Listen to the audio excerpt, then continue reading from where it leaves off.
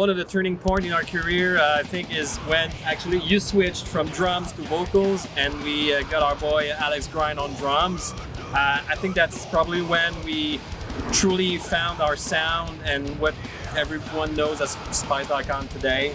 We were a bit more brutal death metal oriented back then, for the first record, Consumed by Your Poison. When I switched to vocals, we were trying to, add in some extra spices in there, experimenting with hardcore. Back then, mathcore was a big thing. Our friends at Ion Dissonance, the Dillinger Escape Plan, you might have heard of them. And we're listening to more and more hardcore music like Madball, Hatebreed, and that's when the hardcore influence stuck a little more into our sound. So. And also, you mentioned Alex Grind.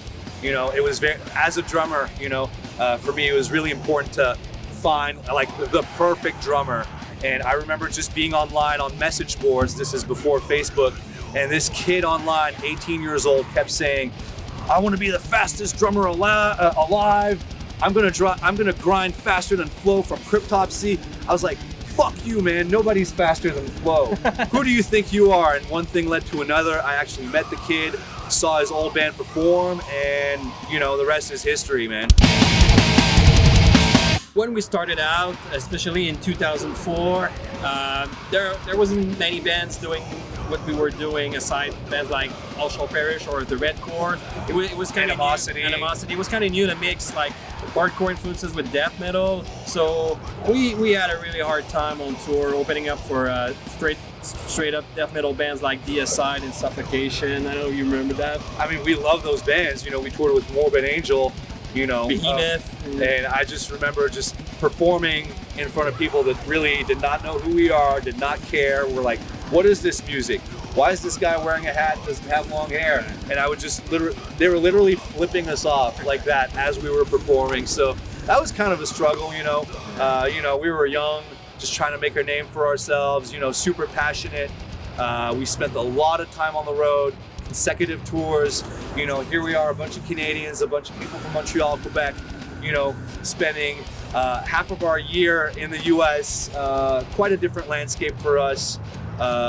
Definitely remember being broke, definitely challenging times, sleeping in the van always, whether it's minus 20 Celsius or plus 35 Celsius, we didn't care.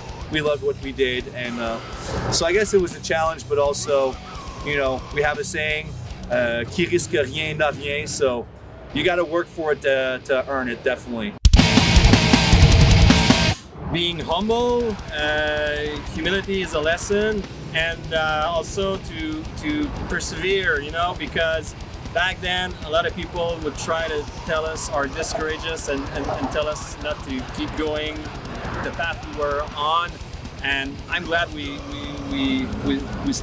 stuck to it, Yeah, I mean, we went all in, Some people would say, don't quit your day job. And we were like, fuck a day job. This is what we love. This is what we want to do. And as Eric said, perseverance. I would like to think there's a little bit of Hatebreed in all of us. So first and foremost, the whole EP was remastered by Yannick, our former guitar player, one of our best friends. He's actually our sound engineer, front of house, produces, records every single Despised Icon record. So it stayed in the family. He knows, what we're aiming for sonically. He doesn't try to put us in a box or make us sound like something that doesn't feel natural. So that is a quality of the Déterré EP or any Despised Icon recording.